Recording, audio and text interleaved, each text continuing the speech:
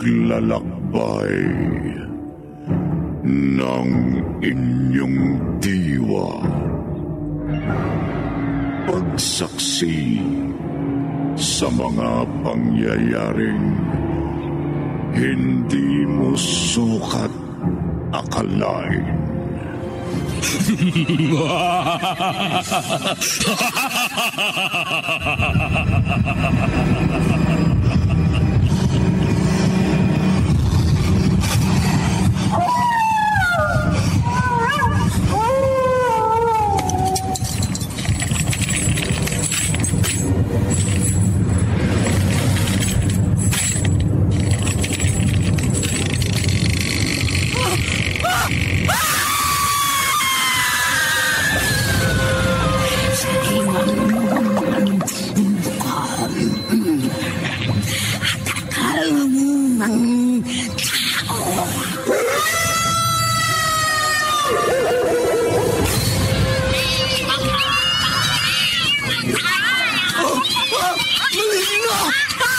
Mga kambo ng kaniliman! Huwag kayong lalapit sa akin!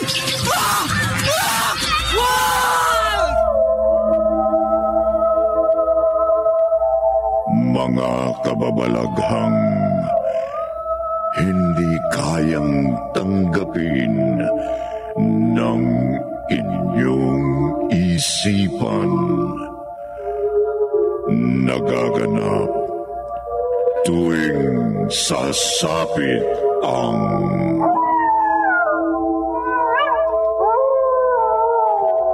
gabi ng lagi.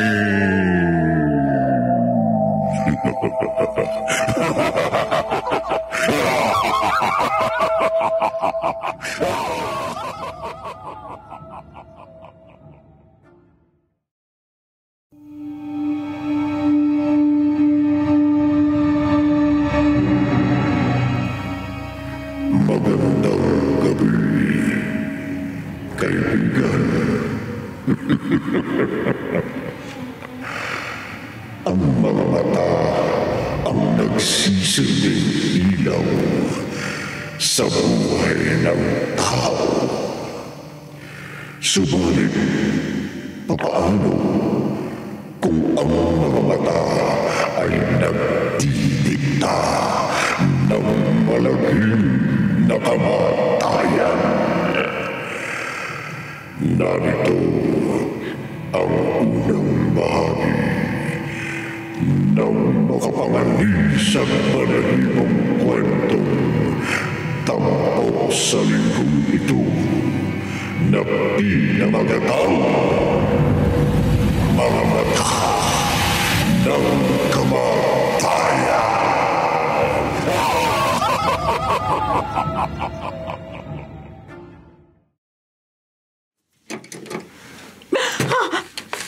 Sino ka? Huwag ka sisigaw. Huwag ka na magpumiglas. At kahit anong piglas mo, hindi kita pipitiwan. Nababasa ko sa mga duma. Nagtatanong ka kung sino ko. Hindi mo na kailangan malaman kung sino ko at kung bakit ako pumasok dito sa kwarto mo. Sapat nang ipaalam ko sa'yo na mamamatay ka na. Mamamatay ka ngayong gabi.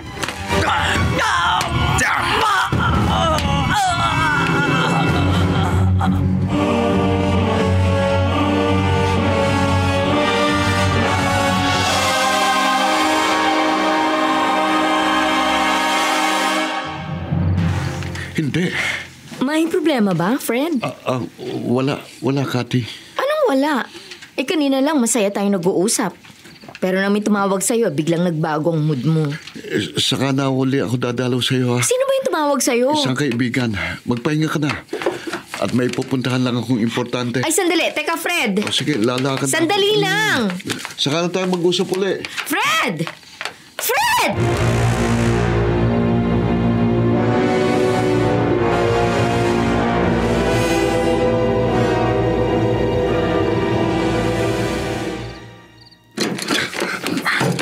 Romy? Ha? Saan ka galing? Sa Saan? Bago ko nakatulog, magkasama tayo sa kwarto. Pero nagising ako, wala ka sa tabi ko. May pinuntahan lamang ako sandali sa labas. Bakit parang humahangos kang umuwi, pumasok ng bahay?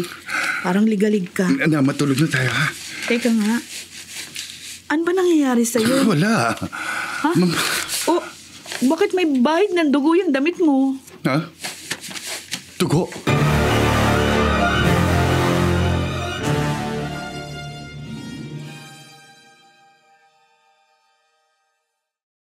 Napaaway ka ba? Hindi, Fe. May sugat ka ba? Wala. Magsabi ka nga ng totoo. Bakit may bahid ng dugo yung damit mo? Wala ito.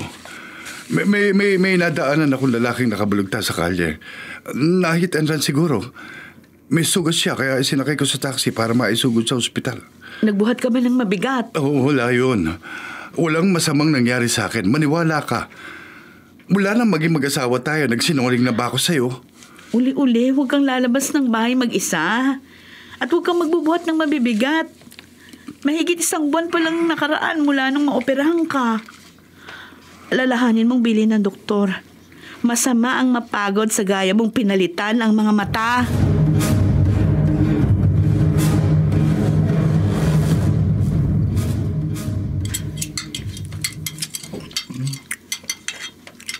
Napuyat pala si Daddy kagabi, Mommy. Ay, oo, Jelly. Kaya hindi natin siya nakasabay sa pag-breakfast ngayon.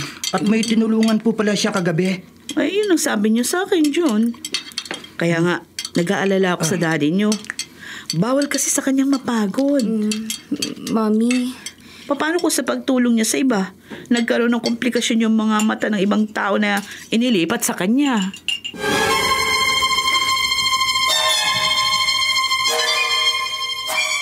Buti na lang hindi nagkatotoo yung inaalala ni Mami, no, Kuya Jun? Oo nga. Walang nangyaring masama kay Daddy kagabi sa ginawa niyang pagtulong sa iba.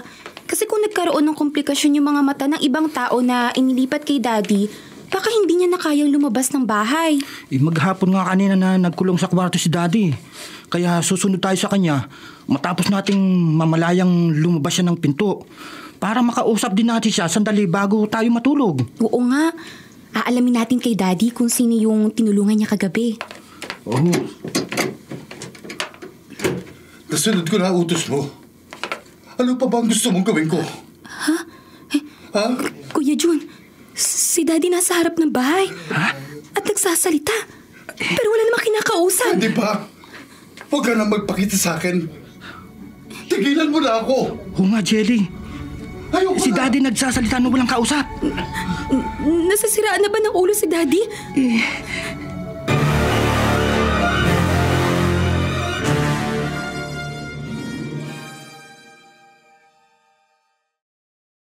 Pwede ba? Daddy? Jelly? Jun? Daddy, ano pong nangyayari sa inyo? Bakit po kayo nagsasalita mag-isa dito sa labas? Wala kayong nakitang kausap ko. Wala po, Daddy. Bakit po ba kayo palingon-lingon? May kausap po ba kayo rito kanina? Wala. Sige na, pumasok na kayo sa loob. Matulog na kayo. At mamaya lang papasok na rin ako. Magpapahinga na rin ako. Dad, hindi po ba tayo pwedeng mag-usap muna sandali? Ano pag-uusapan natin? Narinig po namin kayo nagsasalita kanina. Wala naman po kayong kinakausap eh. Oh, yun ba? Wala yun. Nagpa-practice lang ako. Oo, tama. Nagpa-practice akong mate. Kasi may kaibigan akong kumukuha sa akin para umextra sa stage play. Kaya, Mag-aartista po kayo sa stage play, Daddy? susubukan ko. Dad, bigla-bigla naman po yatang nagka-interest kayo mag-artista. Ewan ko nga ba, bakit artista ang may-ari ng mga matang nasalin sa akin? Nahawa ako sa trabaho niya.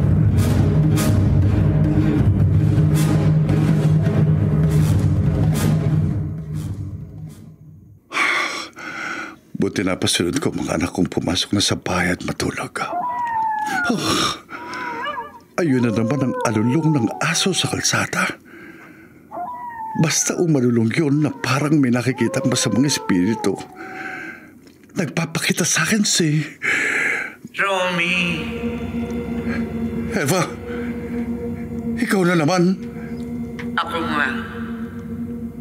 Hinintay ko lang mapag-isa ka bago ako nagpakita uli sa'yo. Huwag ka nang magpakita sa akin. Utang mo sa akin ang mga mata mo. Grabe ang naging sakit mo sa mga mata. Kaya nabulag ka. Kung hindi ako na-aksidente at namatay, hindi maidodonate ang asawa ko sa iyo ang aking mga mata. Hindi masasali ng mga mata ko sa iyo. At malamang, bulag ka na habang buhay. Oo, inaamin ko. Utang ko sa iyo mga mata ko. Dapat kang tumanaw ng utang na loob sa akin. Nakabayad na ako ng utang na loob sa iyo. Hindi pa. Nasunod ko na gusto mo. Ilang araw matapos ka magpakita sa akin, nasunod ko na ang utos mo. Napatay ko ang babaeng karelasyon ng dating asawa mo. Babaero ang asawa ko. Hindi mabubuhay si Fred nang walang babae sa buhay niya. Na hindi ko mapapayagan. Kaya lahat ng babaeng makarelasyon niya, patayin mo. Hanggang kailan ako papatay? Habang nabubuhay ka, papatay ka, Romy.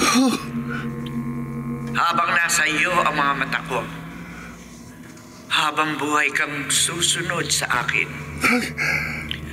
habang buhay kang magsasabog ng lagim.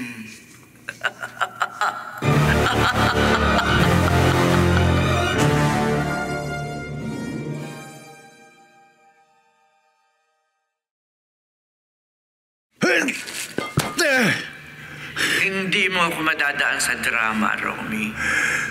Kung makakantik ko lang ang multo mo, Eva, sa'yo dadapong kamay ko. At hindi sa puno rito sa labas ng bahay namin. Hangal! Isa kang baliw na kaluluwa. Walang halaga sa akin kahit saktan mo ang sarili mo. Bakit peperwisyoin ko mga babaeng makakarelasyon ng dati mong asawa? Patay ka na! Manahimik ka na! Hindi ako matatahimik. Hindi ako papayag na ipagpalit ako ng asawa ko sa iba. Karapatan na ng dating asawa mo na mag-asawa at lumigaya sa iba. Hindi. Hanggat nakakagala rito sa mundo ang kaluluwa ko, hindi maaari makipagrelasyon sa iba si Fred. Bakit ako pa? Bakit ako pang kakasangkapanin mo sa iyong kabaliwan? Nasa iyo ang mga mata ko. Kaya dapat ka lang sumunod sa lahat ng utos ko. Pero Eva... Susunod ka sa akin sa ayaw at sa gusto mo, Romy. Oh. Kapag hindi, pahihirapan kita. Papatayin kita.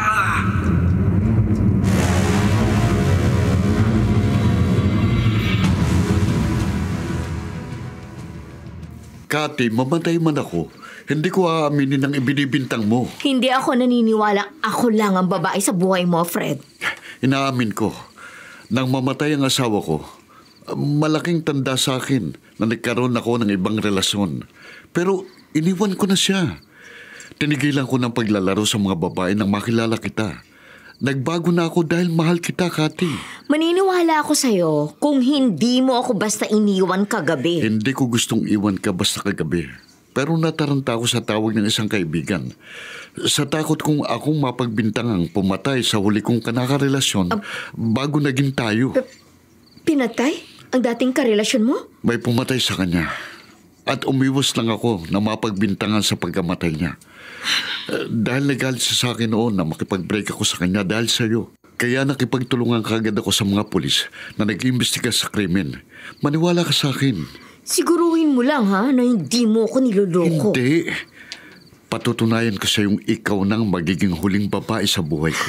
Kapag niloko mo ko, tapos na sa atin ang lahat. Hindi ako papayag na matapos ang lahat sa atin, Kati. Ikamamatay ko kapag nawala ka sa buhay ko.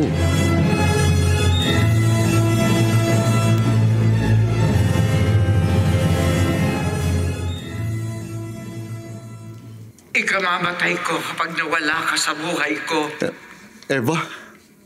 Ganon ang narinig ko sinabi mo sa babaeng pinagpalit mo sa akin, Fred. Kaya nagpakita ako sa iyo rito sa kwarto mo. Babaero.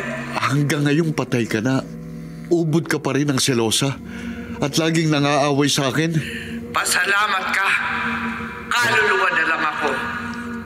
Kung nagkataong buhay pa ako, mga mata mo lang ang walang latay sa akin. Eva, manahimik ka na. Patahimikin mo na ako. Hindi, Fred. Lahat ng babaeng makarelasyon mo, mamamatay. Mamamatay!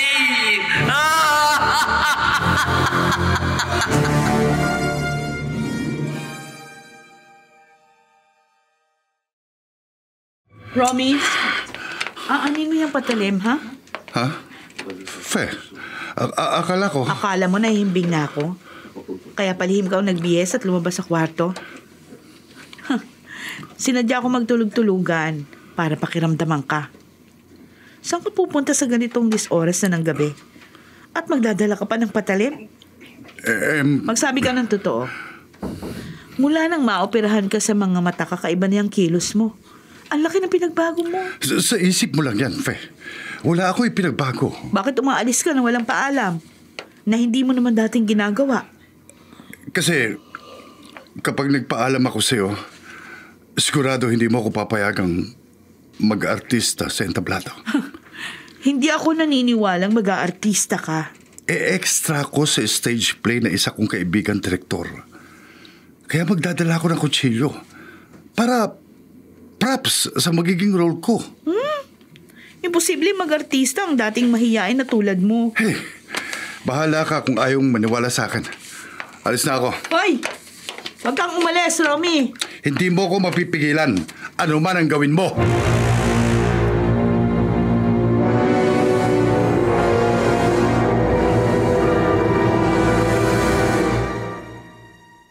Ano, Fe? Parang nagpapakamatay na si Romy? Ano, Fe? Parang nagpapakamatay na si Romy? Opo, Papa. Kaya nga tumawag ako sa inyo kahit gabi na. Alam ng anak ko na bawal sa kanyang mapagod at mapuyat dahil nga doon sa naging operasyon sa kanyang mga mata. Pero kahit malalim na yung gabi, nagpilit pa rin umalis. Saan daw siya pupunta? Mag-aartista raw siya sa entablado. Hindi ako naniniwalang gagawin yun ni Romy. Kahit may sariling pamilya na siya at nakabukod sa amin ng mama niya, ipinapaalam muna niya sa akin ang kanyang mga plano bago niya gawin. Wala siyang nababanggit sa akin na mag-aartista siya. Kaya nga ako naninibago ako kay Romy. Halatang may inililihim siya. Huwag kang mag-alala, Fe. Malalaman natin kung ano ang inililihim ng asawa mo. Paano po? Paano po malalantad sa atin ang sikreto ng anak niyo?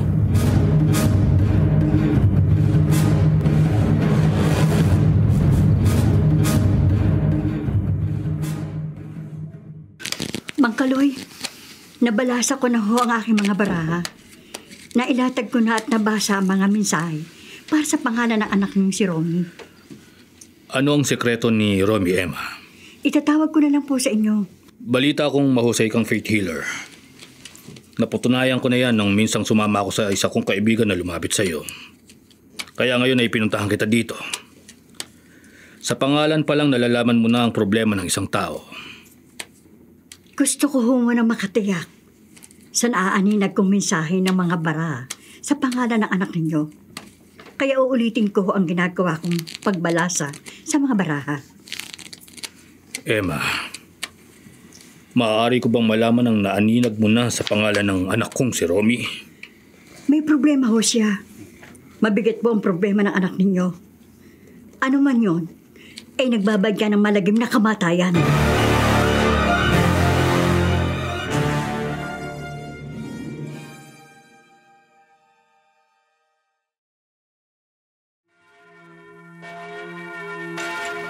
Father Bobby, naabala ko po ba kayo? Hindi naman. Tapos na akong manalangin nang dumating ka. Naparito po ako sa inyong parokya para humingi ng inyong tulong.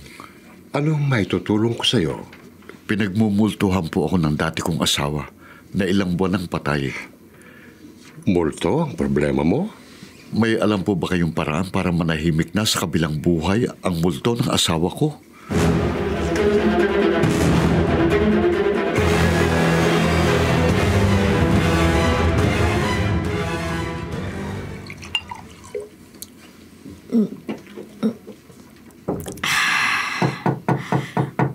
Siguradong si Fred na naman ang kumakatok ngayon. Nagbalik siya dahil nagbukas pa ako ng ilaw sa sala. Kung hindi ako nauwa, matutulog na ako sa kwarto. Ano pa kaya sasabihin sa akin ng makulit na lalaking ito? Pasensya ka na, Cathy. Sino ka? Kailangan mamatay ka!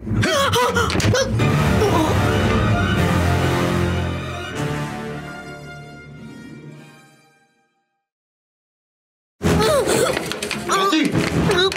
Fred! Tulungan mo ako! Hoy! Sino ka? Saan ka pupunta? Sinaksak ako ng lalaking yun! Bakit? Hindi ko alam. Salamat, nagbalik ka. May nalimutan ako sabihin sa'yo. Nag-aabulin ko lalaki yun. Yaman na siyang katakas. Pagbabayad siya sa ginawa niya sa'yo. Sugod mo ako sa ospital. Ha? Namakirot ang sugat ko. Marami ng dugo na wala sa akin. Baka mamatay na ako.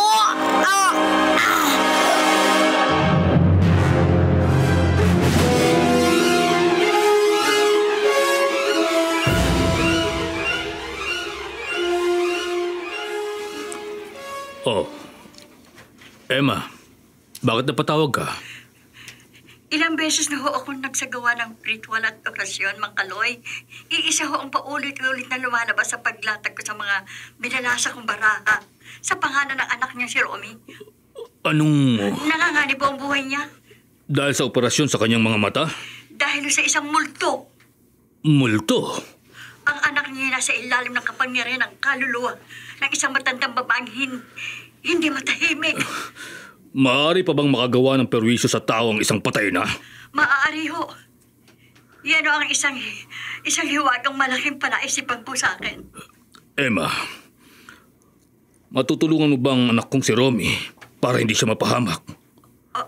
Para hindi mamatay ang anak ko sa kagagawan ng isang multo?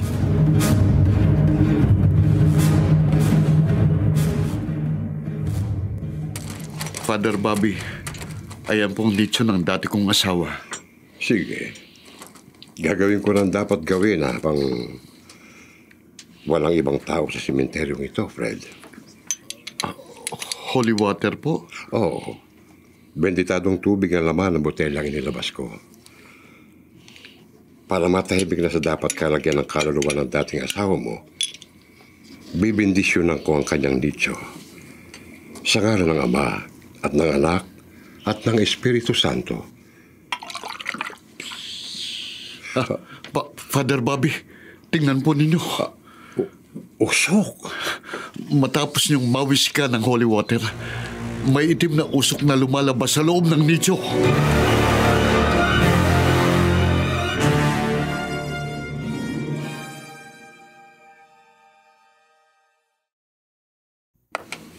Opa, magmerienda muna kayo. Hindi ka na sana nag-abala pa. Busog naman ako. Lolo Kaloy, masarap po yung pizza pie na niluto ni Mommy. Lo, sayang nga lang po Hindi nyo dinatnan dito sa bahay si Daddy. Ang daddy niyo talaga ang sadya ko. Kaya naparito ako sa inyo. June, Jelly. Mula po kagabi na umalis siya. Hindi pa nga ako umuwi. Mommy, baka hindi pa po tapos yung rehearsal ni na Daddy sa pag-extrahan niyang stage play. Oo nga po. Jelly, June, hindi ako naniniwala na nag-artista nga daddy niyo. Pareho tayo, Fe. Ibig po niyong sabihin, nagsisinungaling si Daddy? Maaari. Mami, paano pong mangyayari yun? Ang natatandaan ko po, si Daddy mismo ang nagsabi sa amin ni Jelly noon na masama po ang magsinungaling. May mga naging pagbabago sa daddy niyo mula nung maoperahan siya. At mapalitan yung mga mata niya ng mga mata ng ibang tao. Yun nga ang ipapakiusap ko sa inyong mag-iina. Kung may mga naging pagbabago kay Romy, pagpasensyahan nyo na siya. Kailangan niya ng pangunawa at tulong niyo ngayon. Kailangan niya para maligtas ang buhay niya.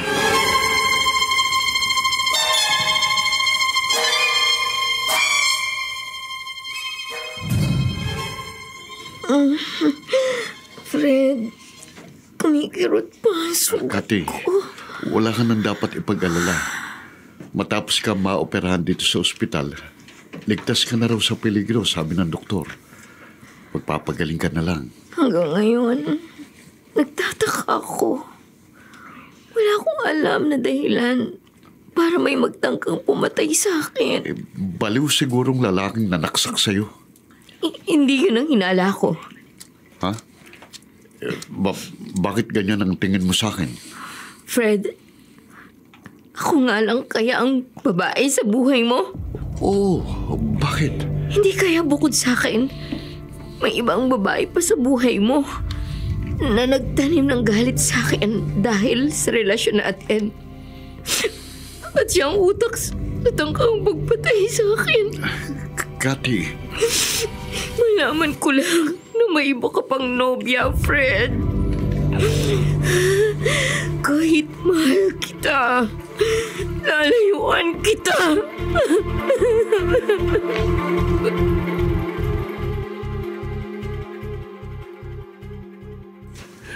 Emma, Mang Kaloy, nasaan ang anak niyo si Romy? pinuntahan ko si Romy sa bahay nila kanina pero wala siya roon. At hindi rin namin makontak ang cellphone niya. Kaya hindi ko siya naisama dito gaya ng gusto mong mangyari. Sinabi ko na ho sa inyo na mahalagang makaharap po siya. Kaya nga naparito ako. Baka maaari mong gawan ng paraan na may iwas sa peligro ang buhay ng anak ko.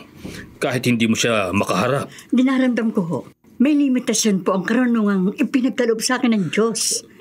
Anong gusto mong sabihin? Kapag hindi nakipagkita sa akin ng anak niyo si Romy, wala akong maitutulong para iligtas siya sa kamatayan. Emma, napapaano ka? Bakit ka nangangatal at tumitirik ang iyong mga mata? Bigla ako na nahirapan kuminga. Dilimot. Emma! Emma!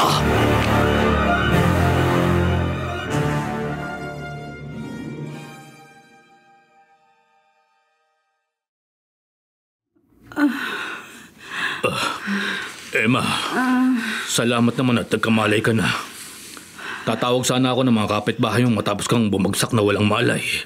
Mang Kaloy, wala akong maitutulong sa akin ng mga kapitbahay ko. Laban sa kaluluwa nagtangkang sumanib sa katawan ko. Kaluluwa? Oo, kaluluwa na isang matandang babae. Ang nagtangkang sumanib sa akin, isang kaluluwang gala.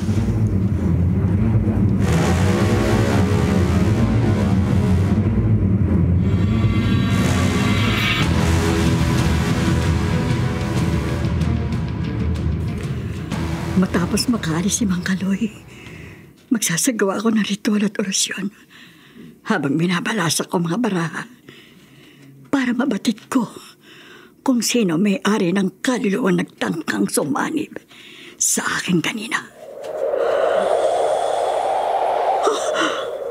Biglang lumakas ang ihip ng hangin dito sa loob ng bahay ko.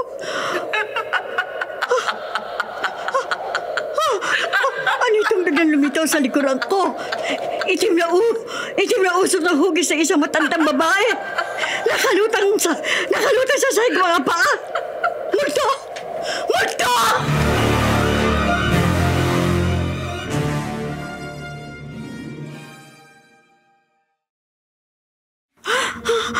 Multo ng babae. Na matandang babaeng biglang sumulputit sa bahay ko. Sino kayo? Sino kayo? Ako si Eva. Kayo ang multong naliligalig kay Romy? Ako ang may-ari ng kanyang mga mata. Patay na kayo! Dapat na kayo manahimik sa kabilang buhay! Huwag mo kong turuan ang dapat kong gawin. Patahimikin ninyo si Romy! Huwag mo kong pakialaman. Huwag mo kong kalabanin. Kung hindi sasanib kayo sa aking katawan? Gaya na minsan tinangkan ninyo ng gawin sa akin? Masama akong kaaway. Hindi kayo magtatagumpay na sumanib sa katawan ko! Wala akong kakayahang higitan ng kapangyarihan mo. Pero huwag kang kasisiguro sa buhay mo. Hindi ninyo ako matatakot! Kapag nagpatuloy ka sa pagkalaban sa akin, madidisgrasya ka. Mamamatay ka!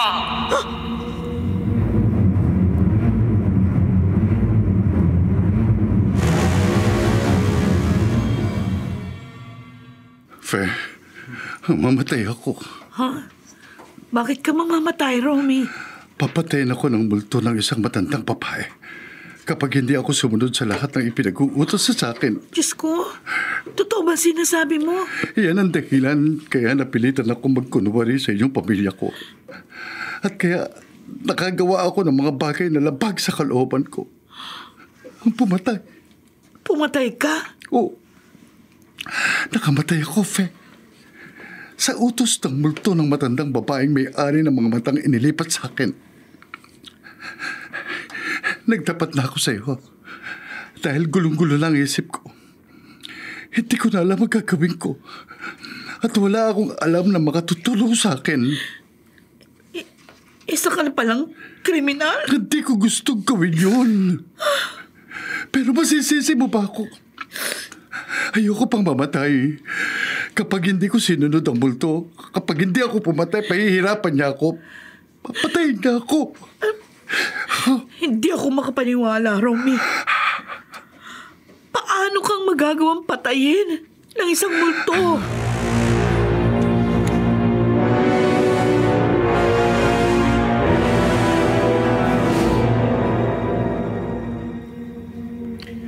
Romy, Ikaw na naman.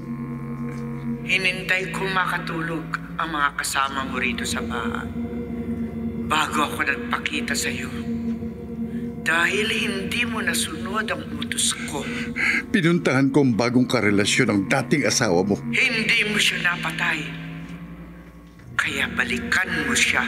Eva, ayoko nang pumatay. Hindi maaari. Papatay ka. Papatayin mo kung sino mong babaeng makarelasyon ng dating asawa ko. Ayoko na. Hangal ka! Ay, ang mga mata ko biglang kumilot. Parang pinipig ang mga mata ko. Hindi naman kita parurusahan, Romy. Kanya ayaw mo nang sumunod sa akin. Papatayin na kita!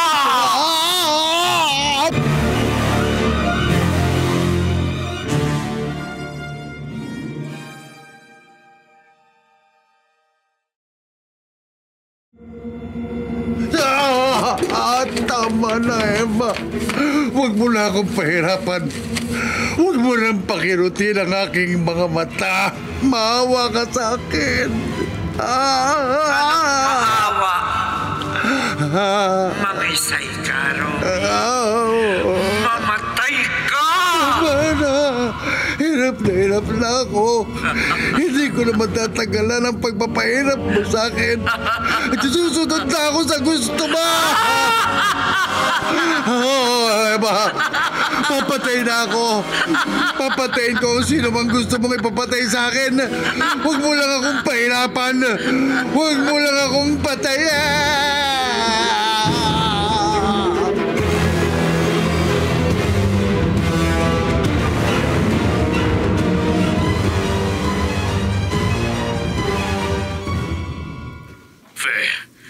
Hindi ko panipaniwala ang sinasabi mo. Alam kong hindi kayo maniniwala, Papa. Pero totoo po yun. Pumapatay si Romy sa utos ng multo ng isang matandang babae. Opo. Kaya nga tinawagan ko kayo. Hindi maaari yun. Ano ang dapat nating gawin? Fe, magtulungan tayo. Gawin natin ang lahat para matulungang makawala si Romy sa kabaliwan at kasamaan ng multo ng isang matandang babae.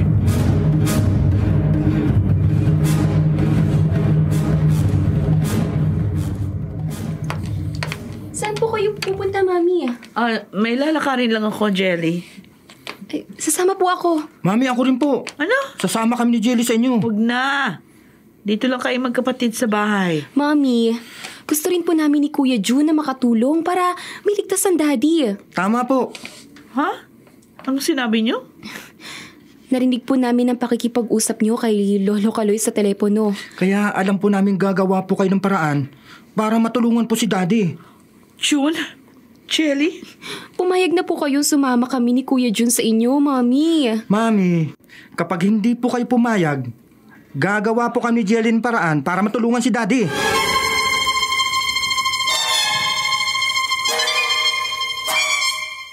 Mang Kaloy, ipanatag ho ninyo ang inyong loob. Emma, ayokong tuluyang mapahamak ang anak kong si Romy. Bago po ninyo ako tinawagan, nagsasagawa na ho ako ng ritual at orasyon. Ng pagbalasa at paglatag sa mga baraha para kontrahin ang kapangyarihan ng multong matandang babaeng nagpapahirap sa anak ninyo. Salamat, Emma. Hayaan po ninyo ipagpatuloy ko na po ang ginagawa ko. Sige. Saka na uli ako tatawag sa'yo. Sige po. Ipapatuloy ko na ang pagbasa sa mensahe ng mga baraha. Emma! Bakit basta ka na lang pumasok sa bahay ko? Sino ka? Ako ang papatay sa'yo!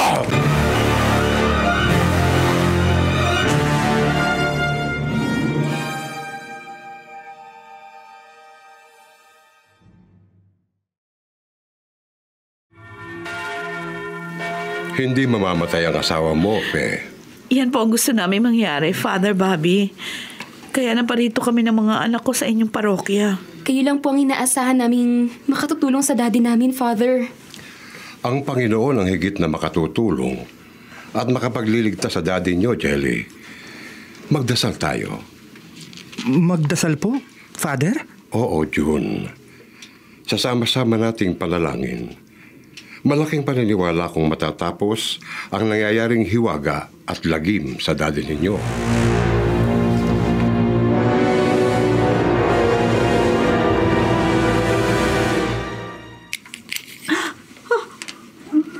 Bakit ka naglabas ng patalim? Para malaman mong hindi kita pipiruin. Wala akong atraso sa'yo. Pakialambera ka. Tumutulong lang ako. Sumusunod lang ako sa utos. Huwag! Opa! Hindi ka makatatakas sa... Bitiwan mo ako! Hindi ka makakawala sa akin! Kapitbahay! Tulungan ninyo ako! Bago pa may makatingin sa'yo, lalaslasin ko ng lalamunan mo!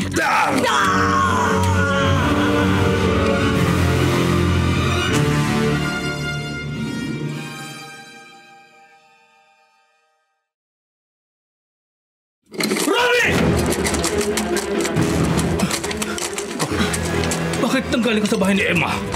At may hawak ang dugo ang patalim? Wala akong panahong magpaliwanag sa'yo pa. Kailangan ko makalayo rito.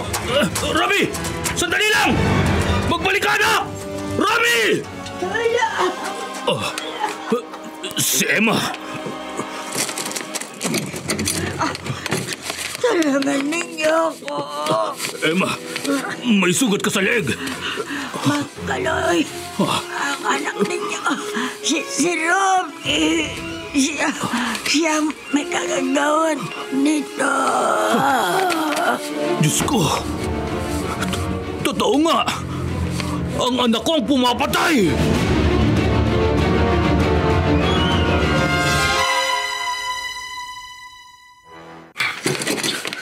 Jelly, June. Daddy, bakit po kayo humahangos? Wala. Mabuti po. Umuwi na po kayo. Ang mami niyo. Naiwan po namin ni Kuya Jun sa simbahan. Sabay na raw po sila ni Father Bobby na pupunta rito sa atin. Sumundo ang mami niyo ng pare. Opo, Daddy. Para daw po mabindisyonan kayo. Kaya nga po ipinahanda na sa amin ni Mommy ang cabinet niyo ng mga damit. Para mabindisyonan din niyo ng pari. Hindi maaari yun. Kailangan makalis ako. Daddy, huwag po kayong umalis! Hintayin niyo po sina Mommy at Father Bobby. Hindi ako magpapabendisyon! Daddy! Magbalik po kayo! Daddy!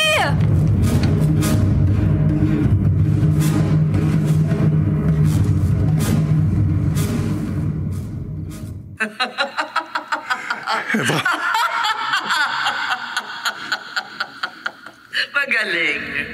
Magaling, Romy. Bago ako nagpakita sa'yo, nalaman kong nasunod mo ang aking utos. Napatay mo ang faith healer na gustong kumalaban sa akin. Nasunod ko na ang gusto mo. Tigilan mo na ako. Pero hindi mo ba napapatay ang bagong karelasyon ng dating asawa ko? Si Cathy. Oo. Balikan mo si Cathy. At siguruhin mong mapapatay mo na siya!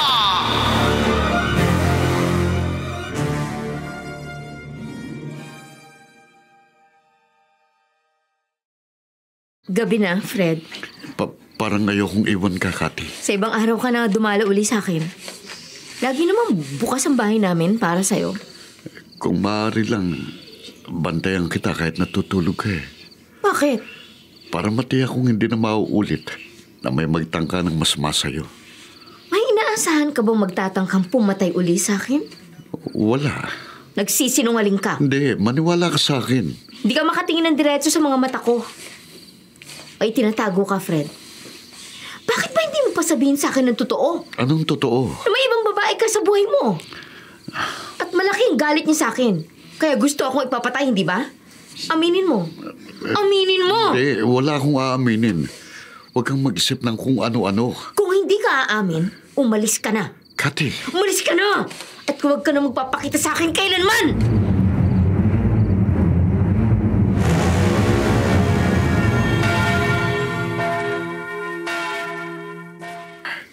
Father Bobby, gulong-gulo na pong isip ko kaya naparito po ako sa inyong parokya. Huwag kang masyadong mamroblema, Fred. Nagkakalabuan po kami ng girlfriend ko dahil sa pagmerwisyo sa amin ng multo ng dating asawa ko. Bakit kasi ayaw mong ipagtapat sa nobya mo ang totoo? Ayoko pong matakot siya. Para makapag-iingat siya. Father... Fred, manalangin tayo. Ipagdasal natin walang masamang mangyari sa nobya mo dahil nasa panganib ang kanyang buhay.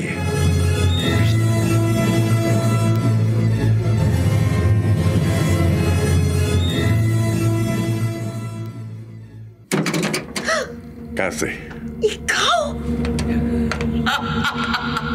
Katapusan mo na, Cathy. May usok na biglang lumitaw dito sa sala. Itim na usok. Nahugis matandang babae. Multo! Tama ka. Multo nga ako. Multo ng dating asawa ng lalaking inagaw mo sa akin. Ikaw? Ang yumaong asawa ni Fred? Kagaya ko. Mamamatay ka na rin, Cathy. Eva. Ano bang hinihintay mo, Robbie? Sundin mo na ang utos ko. Oh, Eva. Patayin mo na ang ipinalit sa akin ng dati kong asawa. Patayin mo na si Cathy.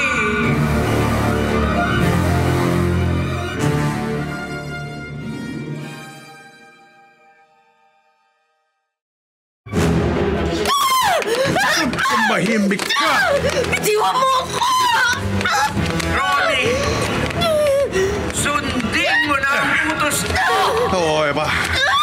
Sisiguruhin tutubusin ang buhay ni Cathy. Ang buhay ko. Lalaslasin ko ng lalamunan niya.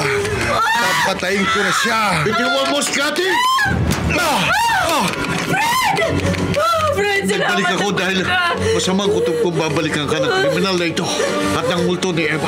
Tumabi ka. Mag-iingat ka, Fred! Robbie! Huwag kang panaday kay Fred! Oo, Eva. Unahin kong patayin ang pakialamerong ito. Lampas yung pantanin mo! Nadulas ako!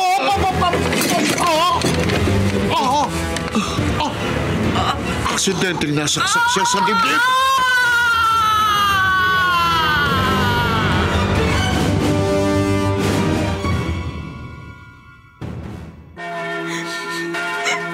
Daddy!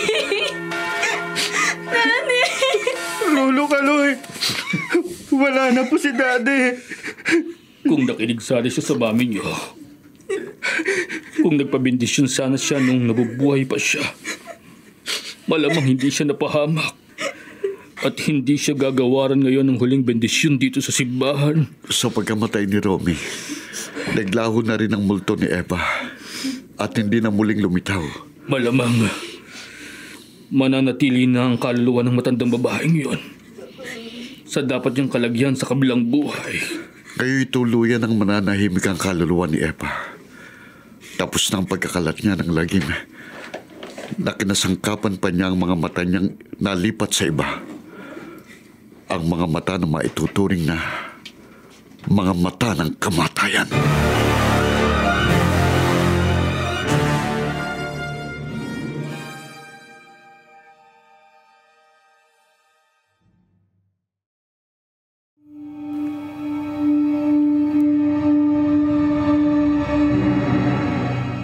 Kung sakaling dumating ang pagkakataon na kailanganing palitan ang inyong mga mata,